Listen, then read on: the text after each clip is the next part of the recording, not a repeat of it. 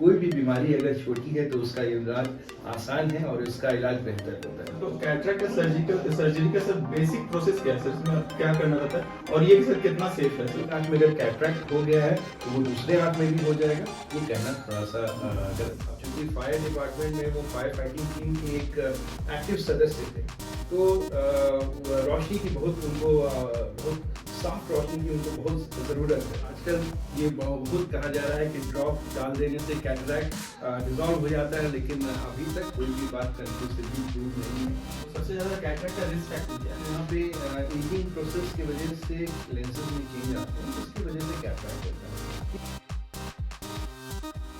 हम सर आपसे जानना चाहते हैं कोई ऐसा केस स्टडी जो आपने अपने पेशेंट्स में देखा हो और जो आप हम लोग के साथ शेयर करना चाहें। हाँ बिल्कुल, क्यों नहीं। अभी हाल फिलहाल की ही बात हम लोग कर रहे हैं।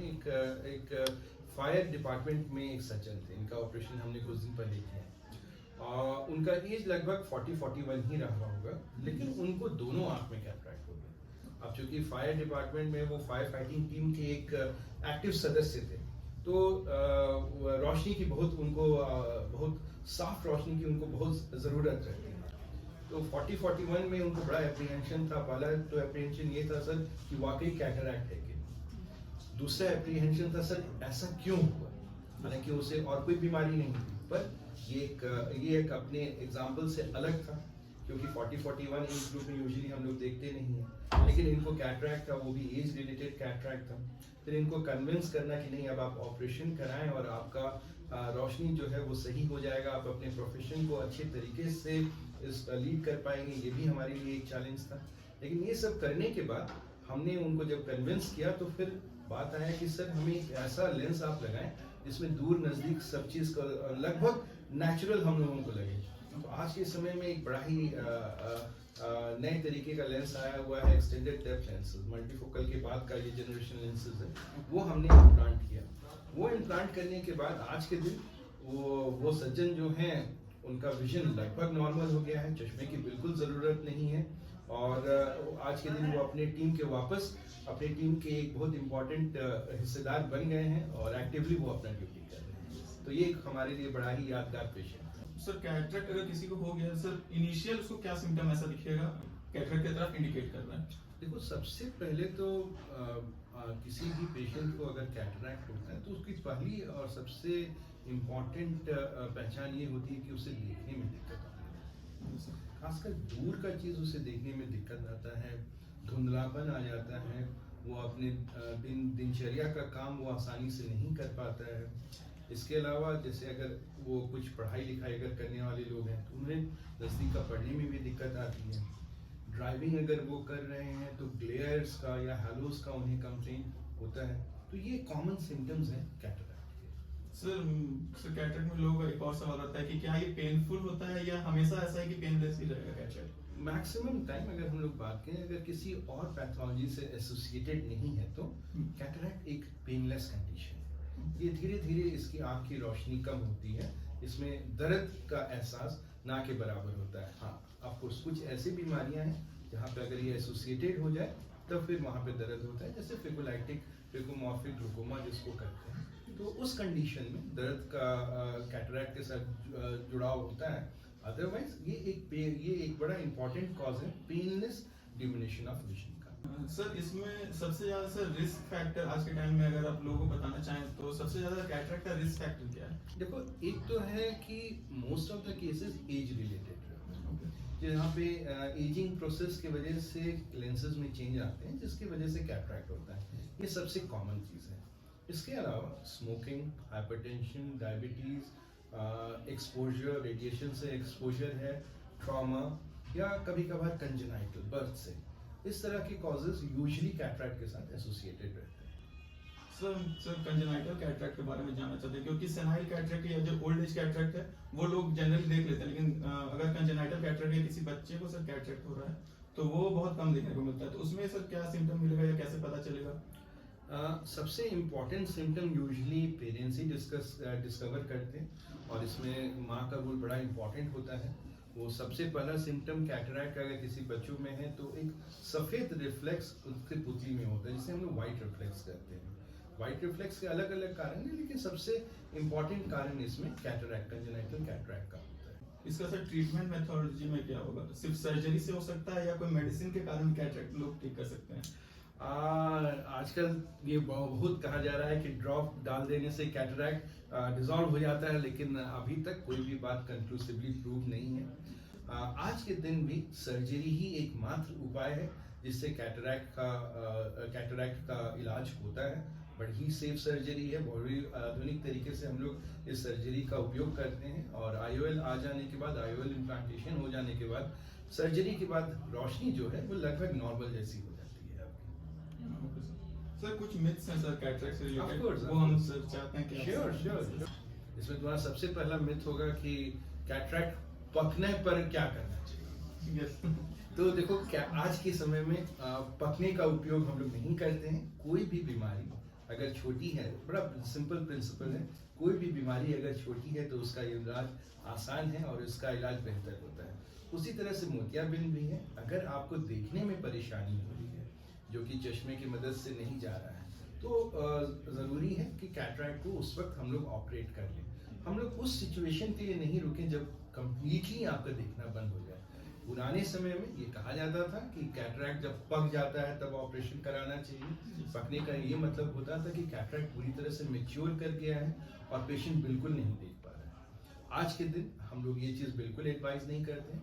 जब पेशेंट को देखने में दिक्कत हो रही है, उसके दिनचर्या में दिक्कत हो रही है, चश्मे से उसे फायदा नहीं हो रहा है, then definitely one should get cataract operation. Initial stage में अगर लोगों का डायग्नोसिस हो गया है तो वो सर्जरी करवा सकते हैं सर? इनिशियल स्टेजेस का मतलब ये हुआ है, देखो इसमें ये समझना बड़ा जरूरी है कि पेशेंट को दिक्कत कितना हो रहा है। Okay. कुछ पेशेंट्स हैं जो कि थोड़े बहुत दिक्कत के साथ चल लेते हैं, चश्मे से फायदा हो जाता है, तो ये उनके ऊपर रहता है। लेकिन कुछ पेशेंट्स ऐसे, जैसे सपोज एक लॉयर है या एक डॉक्टर है जिनको नज़दीक का काम बड़ा फाइन तरीके से करना है, थोड़ा भी विजन का अगर उनमें कॉम्प्रोमाइज हो जाए तो उनका काम कॉम्प्रोमाइज हो जाता है।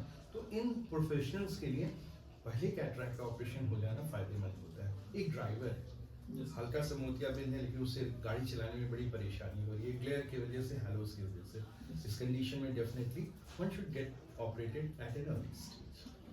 सर ये भी एक मिथ था कि कैटरेक्ट सिर्फ एल्डरली लोगों में ही होता है, मतलब बच्चों में नहीं होता है। ये नहीं, ये देखिए, जैसे हमने बताया कि एक एज रिलेटेड प्रोसेस है।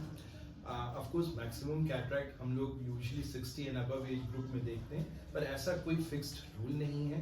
किसी भी वजह से, जैसे आज के समय में अगर हम लोग देख रहे हैं, डायबिटीज एक बड़ा इंपॉर्टेंट डिजीज आ रहा है और वो यूजुअली एक यंगर एज ग्रुप को अफेक्ट करता है। तो अगर ये डिजीज है तो कैटरैक्ट होने के चांसेस आपके बढ़ जाते हैं। हाइपरटेंशन, स्मोकिंग, रेडिएशन से एक्सपोजर, तो ये सब मामले में कैटरैक्ट पहले भी हो सकता है। वरी करने की कोई बात नहीं है। अगर आपको लग रहा है कि आपको कैटरैक्ट है, आप चेकअप करवाएं, और अगर ज़रूरत है तो फिर डेफिनेटली आप सर्जरी कराएं। सर कैटरेक्ट सर अगर एक आंख में हो रहा है तो सर उसका दूसरा आंख में भी ट्रांसमिशन का चांस रहता है? नहीं, या हमेशा सर दोनों आंख में ही होता है? नहीं, ऐसा बात है, ट्रांसमिशन जैसा कोई ये नहीं है। ये ऐसा नहीं है कि एक आंख में हो गया तो दूसरी आंख में भी होगा, ऐसा कोई फिक्स्ड रूल नहीं है। लेकिन देखो, एज, जैसे हमने बताया कि सबसे कॉमन एज रिलेटेड रहता है। Yes. तो एज का प्रभाव लगभग आंखों में, दोनों आंखों में पड़ता है। कभी पहले कभी बाद में हो सकता है। एक आंख का ऑपरेशन पहले कराना पड़े, एक आंख का ऑपरेशन 4-5 साल, 2-3 साल के बाद कराना पड़े, ऐसा रूल रहता है। पर एक आंख में अगर कैटरैक्ट हो गया है तो वो दूसरे आंख में भी हो जाएगा, ये कहना थोड़ा सा गलत होगा। जैसे आपने सर बताया कि कैटरेक्ट सर एक एज के बाद ही होता है, तो मतलब कि सर इसका कुछ प्रिवेंशन भी लोग ले सकते हैं या कुछ प्रिवेंटिव मेजर्स के कारण जिससे कैटरेक्ट से वो बच सके, ऐसा कुछ है? हेल्दी लाइफस्टाइल डेफिनेटली, जैसे हमारी बाकी हेल्थ को अफेक्ट करता है वैसे हमारी आंखों में भी अफेक्ट करता है। न्यूट्रिशन का एक बड़ा इंपॉर्टेंट रोल है। स्मोकिंग हम लोग कहते हैं कि प्रिवेंट करना चाहिए। स्मोकिंग भी एक इम्पॉर्टेंट फैक्टर है कैटरैक्ट में। इसी तरह से डायबिटीज, हाइपरटेंशन, अगर ये सब को हम लोग कंट्रोल करें तो कैटरैक्ट को हम लोग डिले कर सकते हैं। ऑफ कोर्स अगर एज रिलेटेड है, एज रिलेटेड चेंजेस आ रहे हैं, तो चूंकि एजिंग को रोका नहीं जा सकता है, उसी तरह से इन चेंजेस को रोकना थोड़ा सा मुश्किल है। सर तो कैटरेक्ट का सर्जरी का सर बेसिक प्रोसेस क्या है सर, इसमें आप क्या करना रहता है और ये सर कितना सेफ है सर? पहले हम लोग बात कर लें basic process. Yes. Basic process में बेसिकली क्या होता है कि लेंस जो रहता है, हमें लेंस के अंदर का कॉर्टेक्स और न्यूक्लियस हम लोग पहले हटाते हैं, और जो जगह बन जाता है उसमें हम लोग आर्टिफिशियल लेंस लगाते हैं। हटाने की विधि SICS के द्वारा हो सकती है, फिको के द्वारा हो सकती है, या लेजर की मदद से हो सकती है। ये आज के समय का हम लोगों का प्रोसीजर है।